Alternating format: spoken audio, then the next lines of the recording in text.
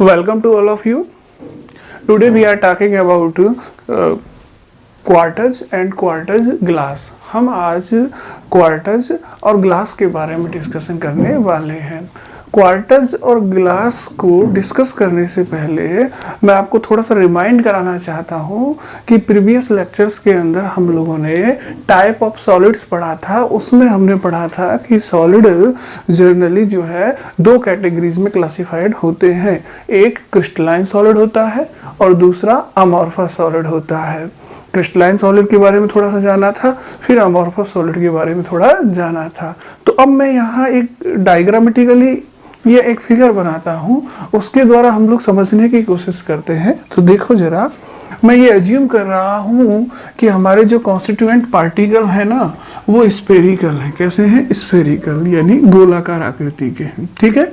अब मान लो ये हमारा कॉन्स्टिट्यूएंट पार्टिकल है और ये किसी न किसी ऑर्डर में या ऑर्डरलेस फॉर्म में अरेंज हो रहे हैं। ठीक है। तो अब मान लो मैंने कुछ पार्टिकल्स का अरेंजमेंट यहाँ शो करना स्टार्ट किया है। तो ये कुछ पार्टिकल इस तरह से अरेंज हो रहे हैं, फिर और पार्टिकल होंगे वो भी इस तरह से अरेंज हो रहे होंगे। तो ये अगले पार्टिकल हैं जो इस तरह से अरेंज हो रहे हैं। तो मैं एक सब्सटेंस में पार्टिकल्स को शो करना चाह रहा हूँ, उनके अरेंजमेंट को दिखाने की कोशिश कर रहा हूँ। तो मान लो हमारे पास कोई सब्सटेंस है जिसके पार्टिकल्स स्फेरिकल हैं। नॉर्मली हम पूरे सॉलिड स्टेट के अंदर पार्टिकल्स को स्फेरिकल ही एज्यूम करेंगे, गोलाकार ही मान करके चलेंगे। तो हमने माना है कि कुछ पार्टिकल्स हैं जो इस तरह से अरेंज हो रहे हैं। वही मैं एक दूसरा अरेंजमेंट या दूसरी स्ट्रक्चर शो करता हूँ। तो मान लो हमारे पास दूसरी व्यवस्था भी है और उसके अंदर कुछ पार्टिकल इस तरह से अरेंज हो रहे हैं। देखो जरा, ध्यान से देखना है। ये कुछ पार्टिकल्स हैं, यहाँ भी कोई पार्टिकल है, उससे कोई अगला पार्टिकल जुड़ा हुआ है इस तरह से। ठीक है। यहाँ भी कोई पार्टिकल है, उससे कोई अगला पार्टिकल जुड़ा हुआ है इस तरह से। यहाँ भी कोई पार्टिकल है, उससे भी पार्टिकल जुड़ा हुआ है। सपोज दैट यहाँ भी कुछ पार्टिकल हैं, वो आपस में जुड़े हुए हैं। और भी जुड़ सकते हैं हम लोग। मान लो हमने एक और पार्टिकल इस तरह से जोड़ दिया। ठीक है। मैंने एक सब्सटेंस के अंदर पार्टिकल को इस तरह से दिखाया है और दूसरे सब्सटेंस के अंदर पार्टिकल को इस तरह से दिखाया है। वही मैं एक तीसरा सब्सटेंस भी लेता हूँ और उसके अंदर भी मैं पार्टिकल्स को शो करता हूँ। तो कैसे, देखो जरा, ये एक पार्टिकल है उसका, ये उसका अगला कॉन्स्टिट्यूएंट पार्टिकल है, ये उसका और अगला। इस तरह से मैं काफी सारे पार्टिकल्स यहाँ दिखाने की कोशिश कर रहा हूँ। तो ये कुछ पार्टिकल्स हैं, इसके बाद फिर अगला पार्टिकल है इस तरह से, फिर उसके बाद फिर अगला पार्टिकल मैं शो कर रहा हूँ इस तरह से। इस तरह से कुछ एक पार्टिकल्स को मैं शो कर रहा हूँ। तो जरा ध्यान से देखिए, ये एक तीसरे तरह की व्यवस्था आपको बोर्ड पर दिखाई देने वाली है। तो ये कुछ पार्टिकल्स की मैंने व्यवस्था यहाँ पर शो की है। ठीक है। यहाँ भी कुछ एक पार्टिकल्स हैं इस तरह से और इस तरह से। ठीक है। अब देखो जरा, ध्यान से देना। देखो, तीनों के अंदर स्फेरिकल पार्टिकल है। ठीक है। लेकिन तीनों में पार्टिकल का जो अरेंजमेंट है वो कुछ अलग है, इसलिए तीनों सब्सटेंस एक जैसे हैं ऐसा तो हम लोग नहीं कह सकते। तीनों में अंतर तो है। अब देखो, इस वाले डायग्राम को देखो और इसमें देखो कि एक पार्टिकल जो है दूसरे पार्टिकल को टच कर रहा है। बोलो बात सही है कि नहीं है? ये दोनों पार्टिकल एक दूसरे को क्या कर रहे हैं? टच कर रहे हैं। ये भी आपस में क्या कर रहे हैं? टच। और ये भी क्या कर रहे हैं? टच कर रहे हैं। जब पार्टिकल एक दूसरे को टच करते हैं, ठीक है, क्या करते हैं? टच करते हैं, तो पार्टिकल क्लोज्ड पैक्ड होते हैं। कैसे होते हैं? क्लोज्ड पैक्ड होते हैं, यानी निबिड़ संकुलित होते हैं। तो आपको पता होना चाहिए कि दो पार्टिकल के बीच की मिनिमम डिस्टेंस क्या हो सकती है। दो पार्टिकल के बीच की मिनिमम डिस्टेंस वो हो सकती है जब पार्टिकल एक दूसरे को क्या कर रहे हो? टच। ये दो पार्टिकल के बीच की मिनिमम डिस्टेंस होगी जब पार्टिकल एक दूसरे को क्या कर रहे होंगे? टच कर रहे होंगे। तो यहाँ ये पार्टिकल एक दूसरे को टच कर रहे हैं, यानी मैं कह सकता हूँ कि ये एक क्लोज्ड पैक्ड स्ट्रक्चर है। बोलो बात सही है कि नहीं है? ये कैसी स्ट्रक्चर है? क्लोज्ड पैक्ड स्ट्रक्चर है। और आप तो जानते हैं कि क्लोज्ड पैक्ड स्ट्रक्चर कब बनती है? जब आपका सब्सटेंस कैसा होता है? सॉलिड। इसका मतलब ये कोई सॉलिड है। ठीक है, अब आप डायग्राम नंबर 2 में देखो। यहां पर आप लोग फील करेंगे कि भाई पार्टिकल एक दूसरे को टच तो कर रहे हैं, और जब भी पार्टिकल एक दूसरे को टच कर रहे होते हैं वो स्ट्रक्चर कैसी होती है? Closed pack. यानी ये भी एक क्लोज्ड पैक स्ट्रक्चर है।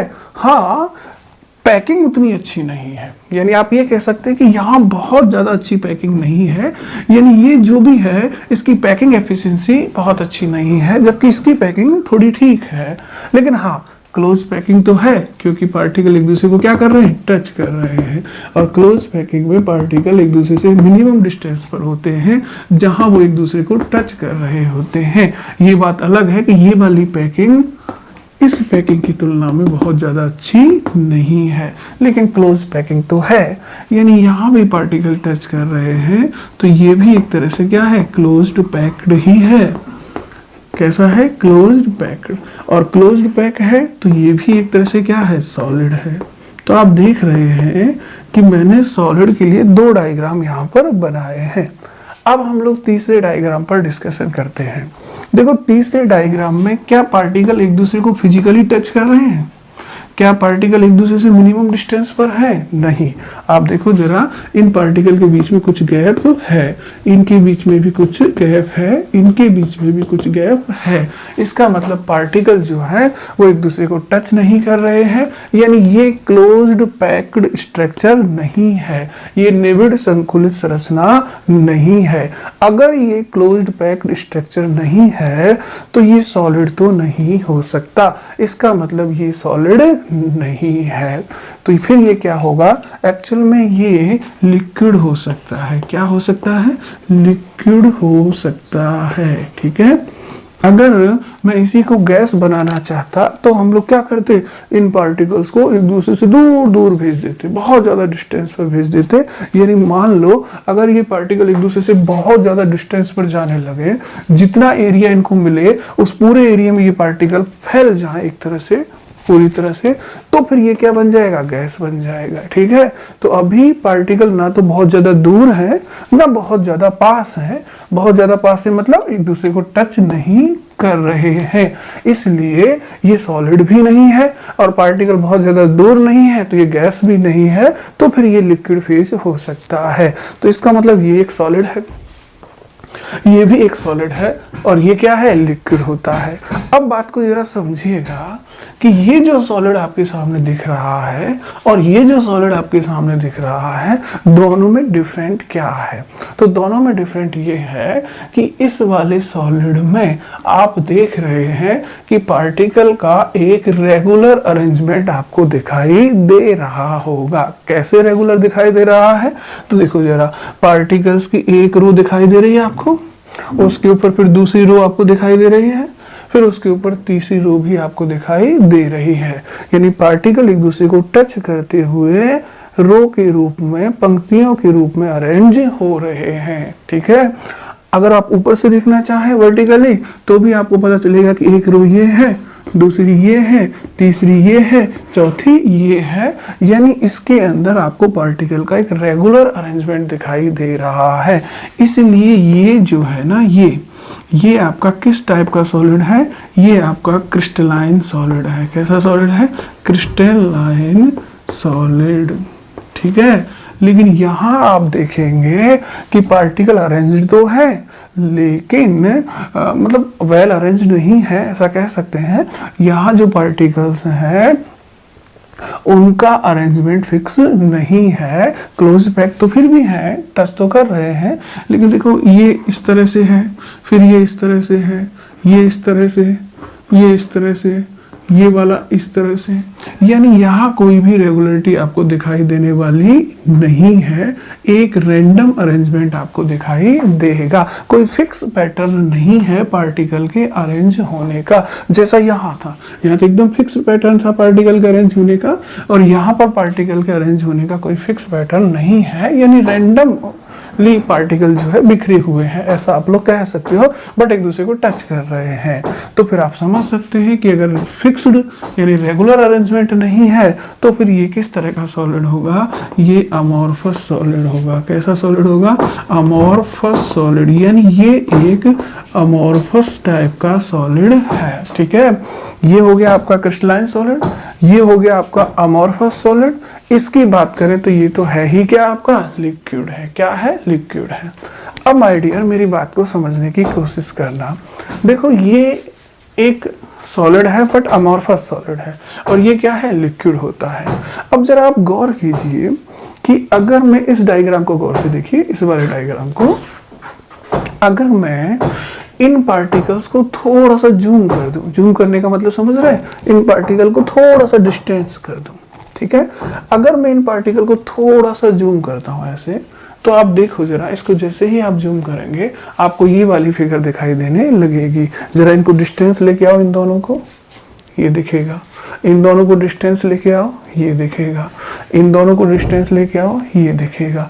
इन दोनों को डिस्टेंस लेकर आओ, ये वाला दिखेगा। दिखेगा कि नहीं दिखेगा? ठीक है, तो अगर आप या इस पार्टिकल को मैं यहाँ लिख देता हूँ तो आपको ये दिखेगा। बोलो बात सही है कि नहीं है? इन दोनों को जूम करोगे ये दिख जाएगा, इन दोनों को जूम करोगे लगभग ये दिख जाएगा। तो मेरे कहने का मतलब ये है कि जो अमॉर्फस सॉलिड है ना, उसके अंदर पार्टिकल का कोई रेगुलर अरेंजमेंट नहीं होता है। ये बिल्कुल कैसा होता है? लिक्विड की तरह ही होता है। जैसे लिक्विड स्टेट के अंदर पार्टिकल रैंडमली बिखरे हुए होते हैं, सिमिलरली अमॉर्फस सॉलिड के अंदर भी पार्टिकल रैंडमली बिखरे हुए ही होते हैं। अंतर सिर्फ इतना है कि ये सॉलिडिफाई है इसलिए पार्टिकल एक दूसरे को टच कर रहे होंगे, ये सॉलिडिफाइड नहीं है तो पार्टिकल एक दूसरे को टच नहीं कर रहे हैं, थोड़े से डिस्टेंस पर है। बट इतना तो कहा जा सकता है ना कि भाई इनमें भी कोई फिक्स अरेंजमेंट नहीं है और इनमें भी कोई फिक्स अरेंजमेंट नहीं है। अब इस बात को ऐसे समझो कि मान लो मैं इसे कॉन्ट्रैक्ट करता हूँ, इस पूरी फिगर को मैं कॉन्ट्रैक्ट करता हूँ और पार्टिकल को क्लोज लेकर आता हूँ।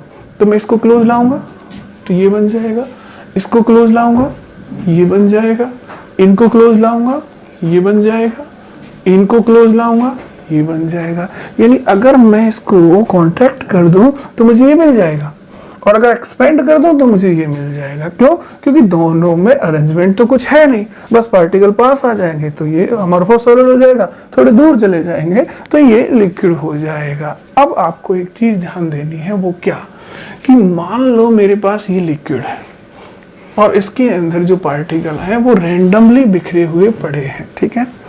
अब मैं किसी लिक्विड को जब सॉलिडिफाई करता हूँ, सॉलिड में कन्वर्ट करता हूँ, तो मुझे क्या करना होता है? उसे कूल करना होता है, उसे ठंडा करना होता है। तो मैं क्या करना चाह रहा हूँ? मैं इस लिक्विड को सॉलिडिफाई करना चाह रहा हूँ, मतलब ठोस में कन्वर्ट करना चाह रहा हूँ। इसके लिए मैं इसको कूल करूंगा, ठीक।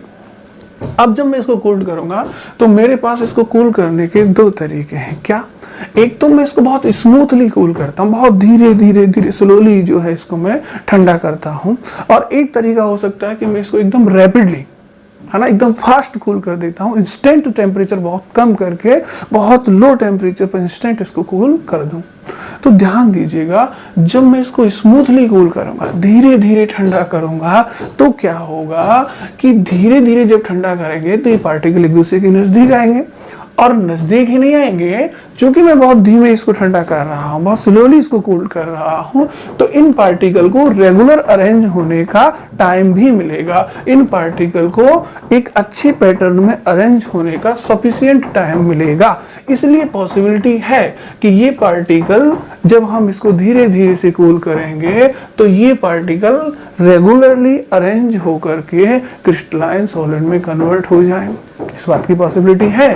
पॉसिबिलिटी क्या? ऐसा होता भी है कि अगर आप किसी लिक्विड को बहुत धीरे धीरे धीरे धीरे ठंडा करते हैं तो उसके पार्टिकल को रेगुलर अरेंज होने का सफिशिएंट टाइम मिलता है और फिर वो क्रिस्टलाइन सॉलिड में कन्वर्ट हो जाते हैं।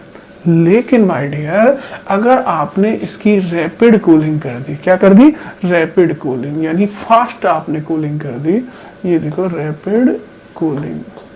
रैपिड कूलिंग से मतलब है कि आपने इसको ठंडा किया है, लेकिन इंस्टेंट एक साथ आपने टेम्परेचर को बहुत लो कर दिया है और विद इन ए सेकेंड, बहुत कम समय में ही आपने, सेकंड से भी कम समय में भी आपने इसको सॉलिडिफाई कर दिया है। जब आप इसे रैपिड कूल कर देंगे, इसका मतलब आपने बहुत फास्ट किया है ना, तो फिर आपके जो ये पार्टिकल है ना, इनको अरेंज होने का सफिशिएंट टाइम नहीं मिलेगा।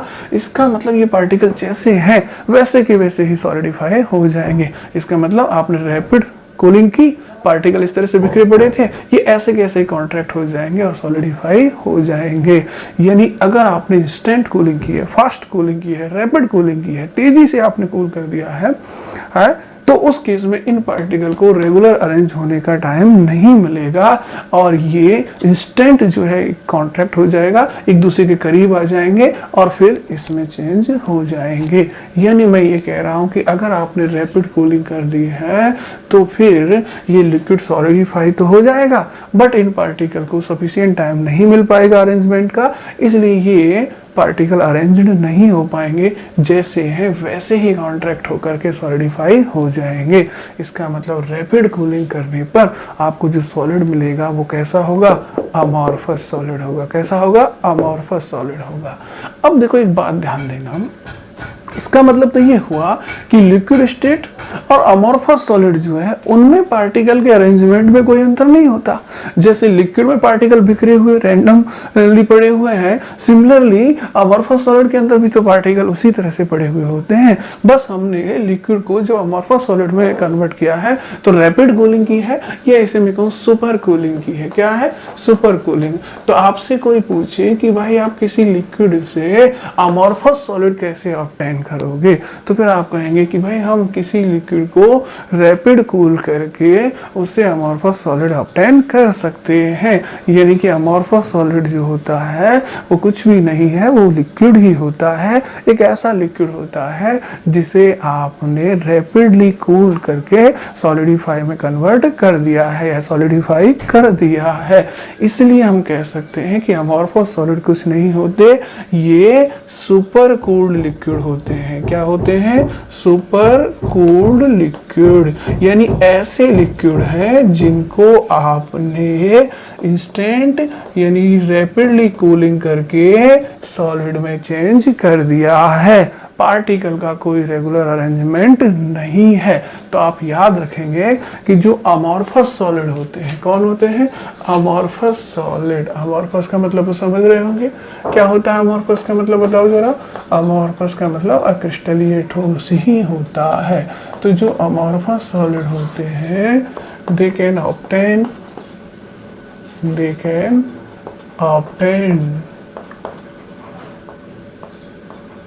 by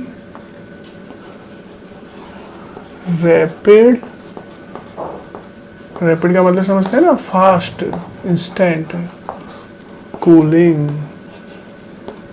ठीक है, रैपिड कूलिंग करने से आप लोग अमॉर्फस सॉलिड को ऑब्टेन कर सकते हैं। इसलिए they are not true solid, ये ट्रू सॉलिड नहीं होते। They are not true solid, ये वास्तविक ठोस नहीं होते। इनको क्या कहते हैं, दे आर नॉन एज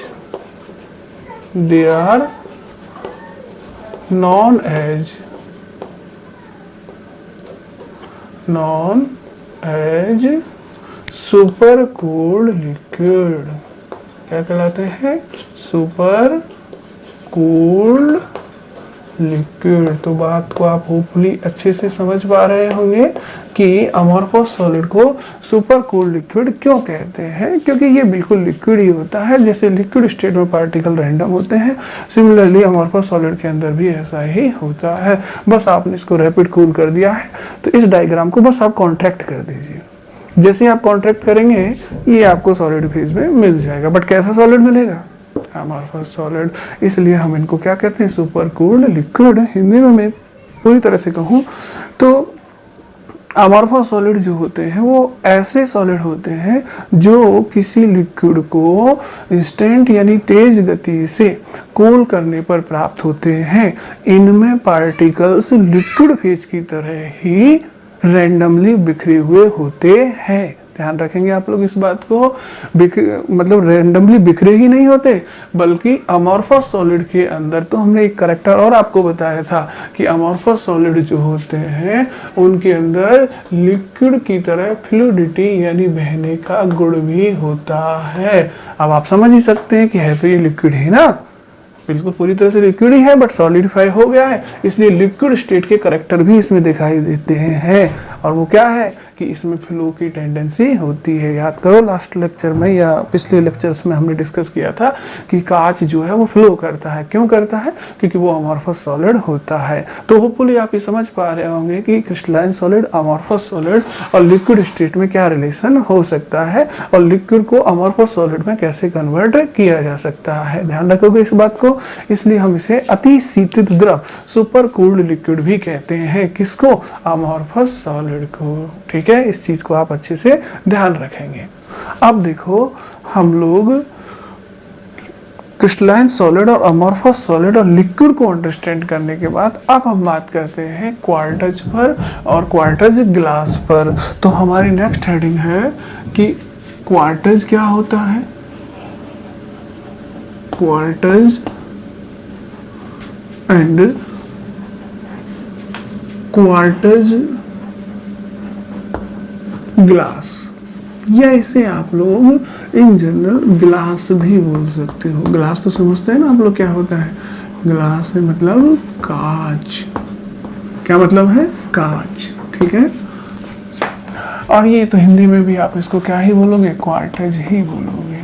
ठीक है, तो ये एक है क्वार्टज, एक है क्वार्टज और दूसरा क्या है? ग्लास होता है। अब देखो, क्वार्टज भी सॉलिड होता है और ग्लास भी सॉलिड होता है, दोनों ही सॉलिड होते हैं, बट इनमें अंतर क्या है कि क्वार्टज जो है ना crystalline form, crystalline form of silica, quartz जो है वो सिलिका की एक क्रिस्टलाइन फॉर्म है, यानी ये क्रिस्टलीय रूप होता है।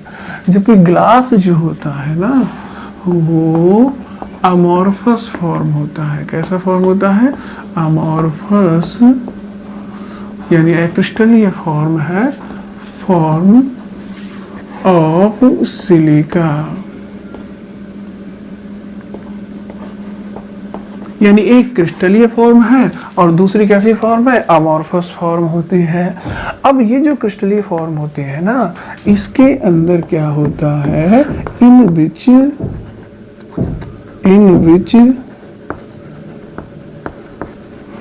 SiO4 टेट्राहाइड्रल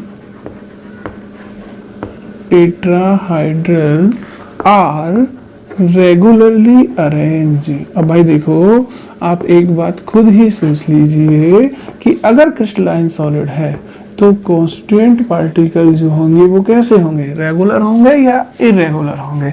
डेफिनेटली रेगुलर होंगे। तो इसीलिए हमने कहा कि भाई जो क्वार्टज है ना वो सिलिका की क्रिस्टलाइन फॉर्म है और उसके अंदर SiO4 टेट्राहाइड्रल जो होते हैं वो रेगुलरली अरेंज्ड होते हैं। जबकि अमॉर्फस सॉलिड के अंदर मैं क्या कह सकता हूँ कि भाई इनके बीच, यानी इन बीच, इनके अंदर SiO4 टेट्राहाइड्रल आर नॉट, या आर लिंक्ड, ऐसे बोलते हैं, आर लिंक्ड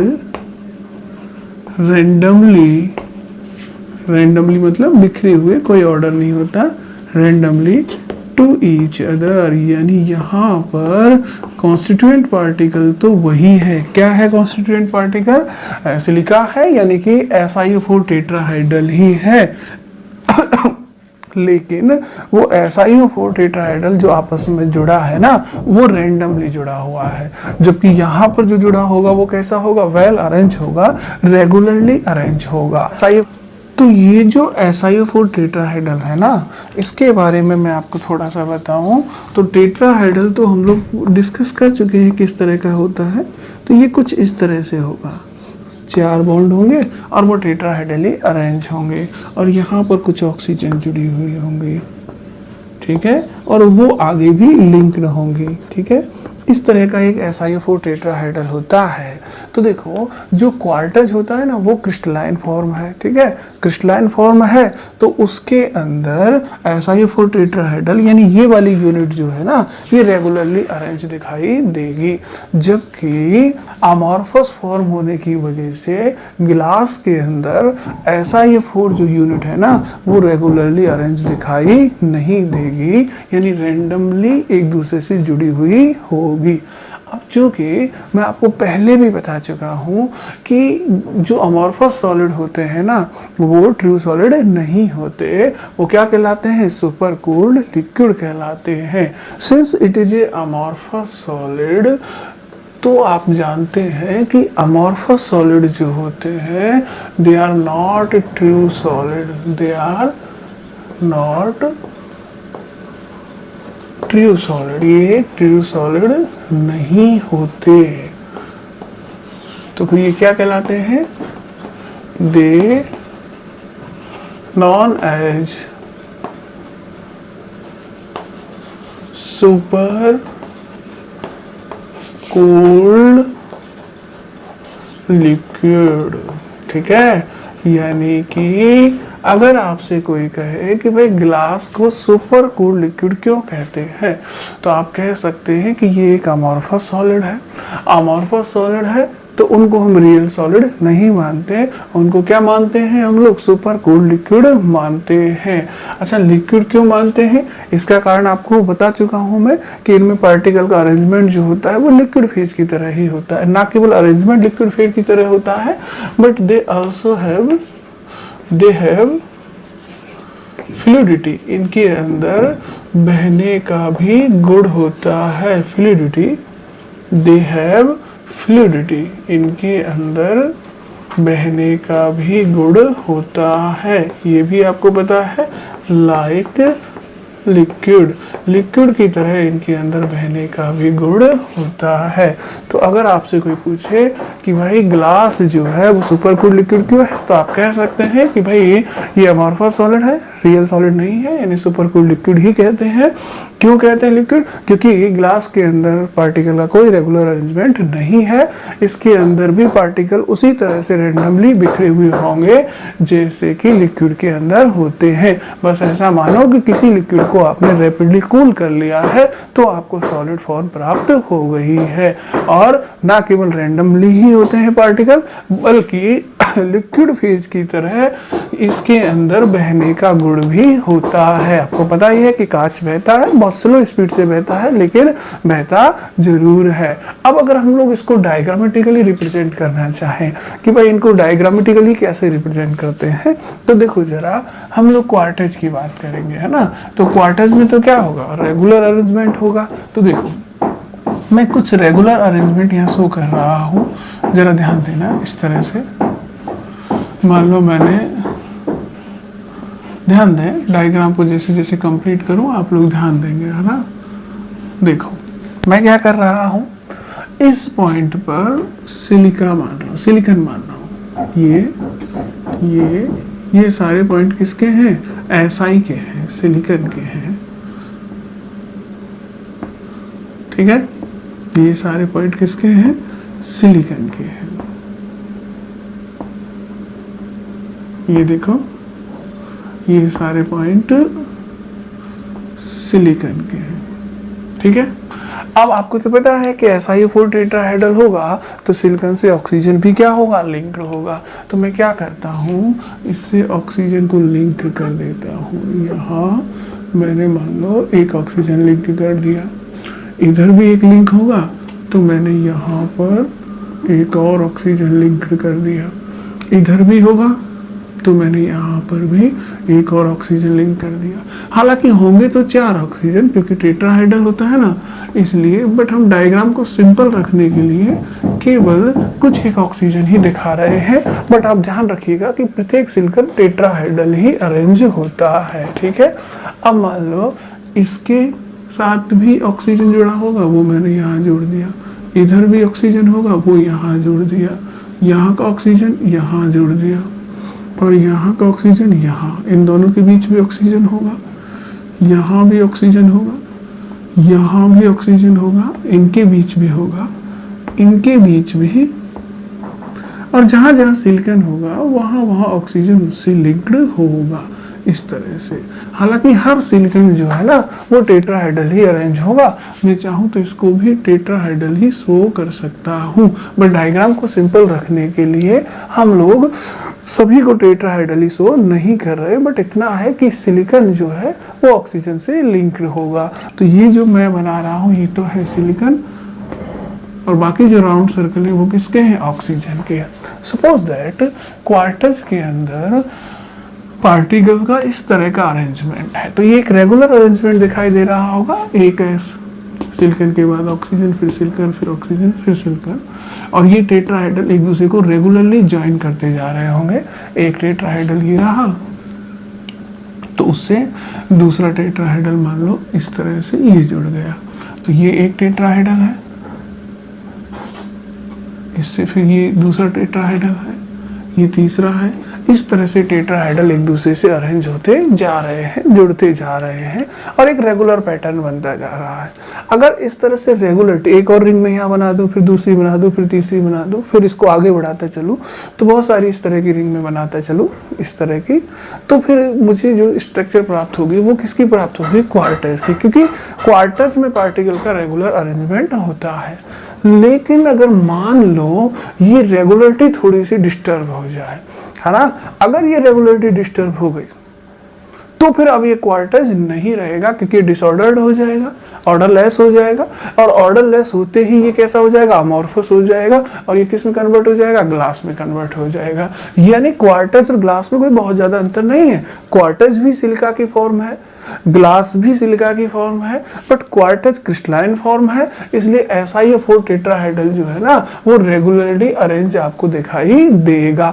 लेकिन गिलास के अंदर ये रेगुलरिटी डिस्टर्ब हो जाएगी। अगर ये रेगुलरिटी डिस्टर्ब हो गई दैट मींस ऑर्डरलेस हो गया, यानी इनमें कोई फिक्स पैटर्न नहीं रहा, और अगर फिक्स पैटर्न नहीं रहा तो फिर वो किस तरह का सॉलिड होगा, अमॉर्फस सॉलिड, और वही आपका क्या होगा, ग्लास होगा। यानी मेरे कहने का मतलब ये है कि अगर इस रेगुलरिटी को मैं डिस्टर्ब कर देता हूं, मान लो मैं कुछ इस तरह का एक डायग्राम सा शो करता हूं आपके लिए, जिसमें रेगुलरिटी जो है वो डिस्टर्ब हो चुकी है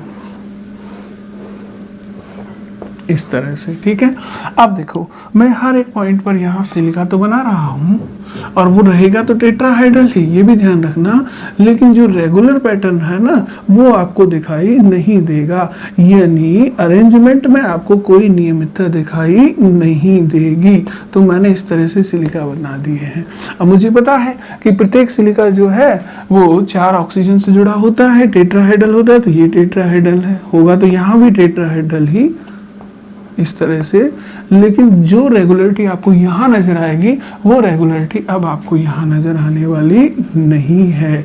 तो देखो जरा, यहाँ आपको इस तरह की कोई रेगुलरिटी नजर आने वाली नहीं है। इस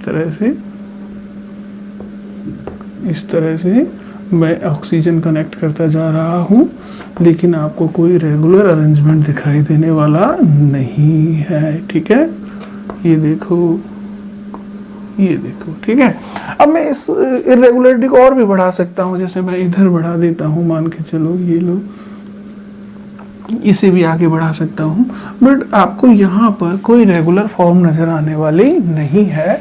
तो बस इतना ही याद रखना कि जो क्वार्टज होगा उसके अंदर एक रेगुलर अरेंजमेंट दिखाई देगा, जबकि जो ग्लास होगा ना उसके अंदर वो रेगुलरिटी डिस्टर्ब हो जाएगी, और जैसे ही रेगुलरिटी डिस्टर्ब होगी ऑर्डरलेस हो जाएगा। ऑर्डरलेस होते ही वो सॉलिड तो रहेगा लेकिन क्रिस्टलाइन नहीं रहेगा, कैसा हो जाएगा, अमॉर्फस सॉलिड हो जाएगा। तो होपफुली आप समझ पा रहे होंगे कि क्वार्टज और क्वार्टज ग्लास में क्या डिफरेंट है। क्वार्टज और क्वार्टज ग्लास दोनों ही क्या होते हैं, सिलिका की फॉर्म होते हैं। ठीक है, दोनों में ही क्या होता है, SiO4 टेट्राहाइड्रल होता है।